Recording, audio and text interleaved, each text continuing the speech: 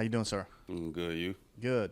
What's the new number all about? You just wanted to get the number one, or Yeah, just a new change, just a good little change. It's a lot of pressure that comes with one. So just bringing about leadership and having that in my head like all day, like I got to be that guy. So just a little bit extra motivation. What does it take to get that? Just being an older guy, being a leader, being a contributor, that type of thing, or is there like a fight for it? And with Coach Beamer, more than likely, yeah, just being an older guy, just having leadership characteristics and doing that day in and day out consistently. So I feel like that played a big factor in getting it.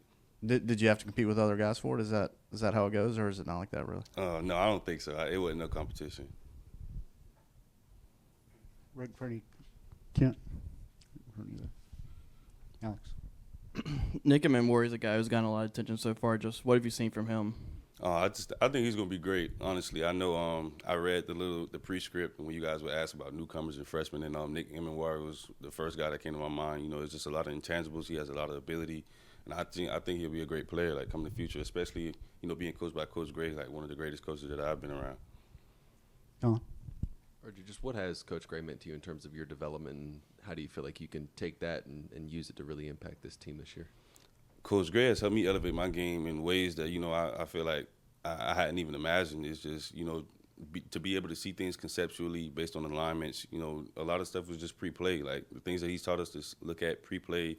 Maybe reading keys, things like that. It allows us to play way more faster. So.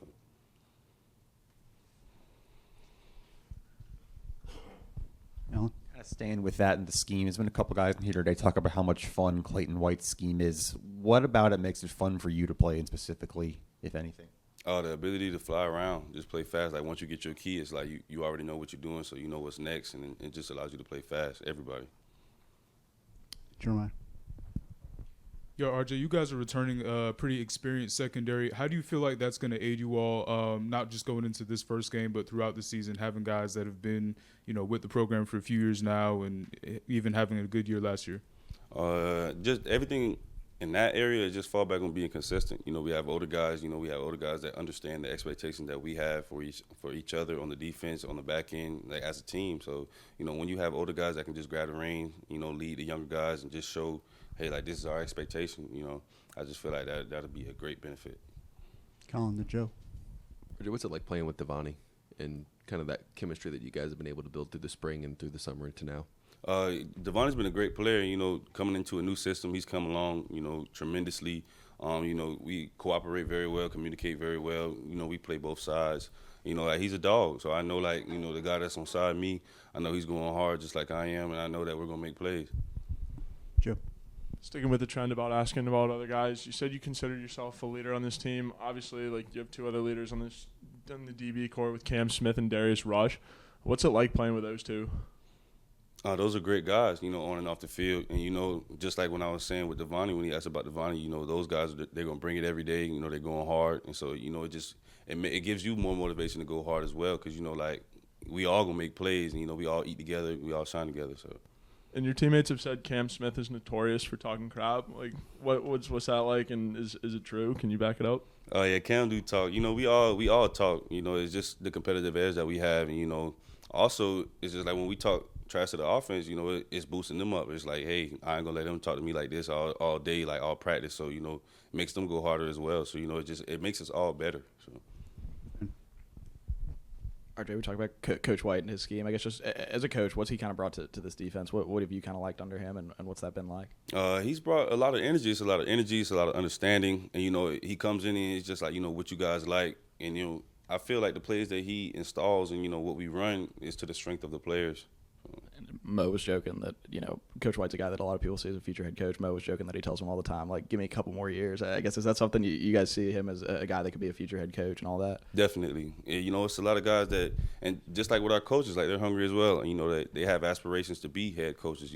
They're not just comfortable in their spot. They go hard just like we go hard. So it's like that whole energy in the building, you know what I'm saying? It's very contagious. BC. RJ, Jalen had kind of an out-of-nowhere season last year. Former walk-on turns into an All-American. Do you and Devonta talk about that and say, like, you guys have played and had solid careers, but maybe you guys could take that step and have that All-American year? Not necessarily like talk about it in that way, but Foster's around, so he's a great mentor. That's a brother to me. So, just the plays were there. Like, Foss was a guy, he just went hard, kept his head down, and, he reaped the benefits of it. Everybody has their time, and it was Foss's time. Obviously, a couple new tight ends on the team that are around. What's it been like in your experience, maybe going against Stogner and Coach Atkins or Nate Atkins? Yeah, Nate is a good dude. Nate Atkins, he's a great football player. Austin Stogner, they're great football players. They're big guys. You know what I'm saying? They'll chip. They'll pass block. They'll use their body to get open. So you got to bring it. Like every time you get into a one-on-one with them, you got to be physical.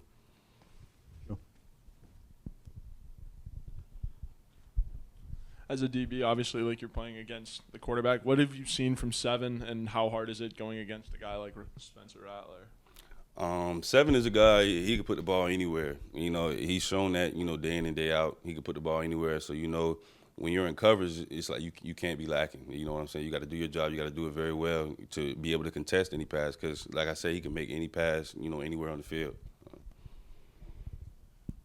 RJ, the defense had a really good year last year. Just as you go into year 2 under Coach White and Coach Beamer, what are some things you and the rest of this group have to do to be better and take that maybe next step? Just go back to consistency. We just got to be consistent. You know what I'm saying? We got to lead the younger guys. Just continue to bring them along and, continue to improve in the areas that we need to improve on as older guys as well. And so I just feel like when that takes effect, like you'll be able to see it. All right. Thank you, RJ. Yes, sir. Appreciate it.